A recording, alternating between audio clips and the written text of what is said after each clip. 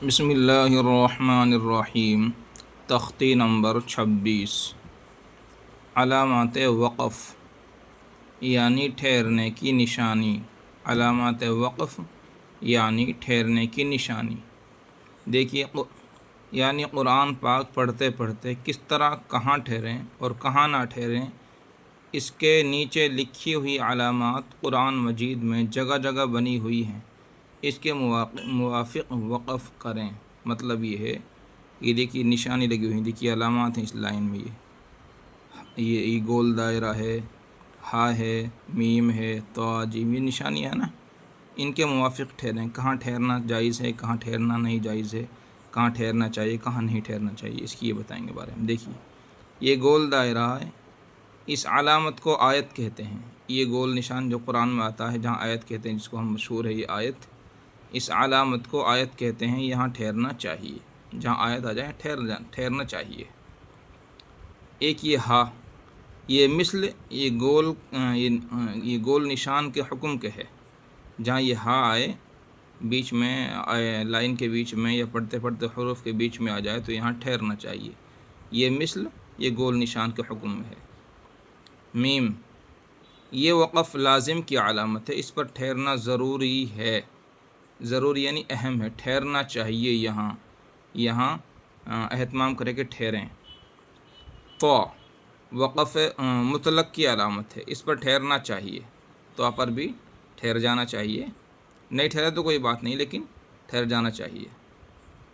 جیم، وقف جائز کی علامت ہے، یہاں ٹھہرنا بہتر ہے، یعنی یہاں بھی آپ ٹھہر سکتے ہیں۔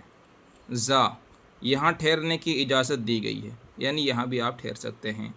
صاد، یہاں ضرورت کے وقت ٹھہر جائے تو رخصت ہے، یعنی اجازت ہے، یعنی آپ سانس آج پڑھتے پڑھتے اور یہ صاد آ گئی اور آپ کا سانس تنگ ہو رہا، تو آپ یہاں ضرورت ہے آپ کو ٹھہرنے کی، تو آپ ٹھہر جائیے۔ یہ قاف، یہاں ٹھہرنے میں کوئی حرج نہیں ہے، اس کا مطلب یہ ہے کہ اگر آپ ٹھہرنا چاہیں تو ٹھہر سکتے ہیں۔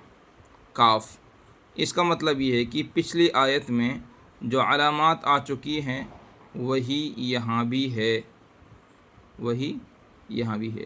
مطلب یہ ہے کہ یہاں بھی ٹھہر جانا چاہیے، ٹھہرنا چاہیں تو ٹھہر سکتے ہیں، یہ پوری لائن میں جتنی نشانی ہے، وہی کہنے کی بات یہ ہے۔ مع، یہ بھی آتا ہے، اور یہ تین جو نقطے سے ہیں اس طرح بھی آتا ہے، ڈبل نقطے آتے ہیں، یہ پاس میں ہی۔ یہ معانقہ کی علامت ہے، دو جگہ تین نقطے لکھے ہوتے ہیں، اس میں سے ایک جگہ ٹھہرے اور ایک جگہ ملا کر پڑھے، یعنی پاس میں ہی یہ تین نقطے دو جگہ آتے ہیں، بیچ میں ایک دو حرف آتے ہیں بیچ میں، تو اس میں یہ ہے کہ ایک پہ ٹھہرنا چاہیے اور ایک کو ملا کر پڑھنا چاہیے، دونوں پہ نہ ٹھہرے۔ اچھا، قف، یہاں ٹھہرا جائے تو کوئی حرج نہیں۔ قف کا معنی کیا؟ ٹھہرنا کا معنی، تو یہاں ٹھہر جانا چاہیے، ٹھیک ہے۔ قف کا معنی ٹھہرو، تو یہاں بھی ٹھہر سکتے ہیں، ٹھہرنے میں کوئی دقت نہیں ہے، کوئی حرج نہیں ہے۔ صل، یہاں ٹھہر جائے تو کوئی حرج نہیں، یہاں بھی ٹھہر سکتے ہیں۔ یہ جو صلا لکھا ہوا ہے، صلا، یہ صلا، یہاں ملا کر پڑھنا چاہیے، یا یہاں نہ ٹھہرے زیادہ بہتر ہے، یہاں ملانا زیادہ بہتر ہے، ملا کر پڑھنا چاہیے۔ لا، یہ علامت کہیں آیت پر ہوتی ہے، یہاں ٹھہرے یا نہ ٹھہرے، مطلب نہیں بگڑتا۔ لا پہ ٹھہرنے نہ ٹھہرنے سے مطلب نہیں بگڑتا، اور جہاں عبارت کے درمیان لا ہو وہاں ٹھہرنا جائز نہیں۔ کہیں لائن میں بیچ میں لا گیا تو وہاں نہیں ٹھہرنا چاہیے، وہاں نہ ٹھہرے، یہاں لکھا نہ ٹھہرنا جائز نہیں۔ اگر وہاں آپ ٹھہر گئے تو پیچھے سے لوٹا کر پڑھیں۔ اچھا، سین یا، سین یا، یہاں تھوڑی دیر آواز بند کر کے مگر سانس نہ ٹوٹنے پائے، اس کو سکتہ کہتے ہیں۔ سین یا سکتہ، ٹھیک ہے نا۔ یہ سین یا کہیں ایسا بھی آتا، اور سکتہ جہاں آتا سکتہ، اس کو کہتے ہیں سکتہ۔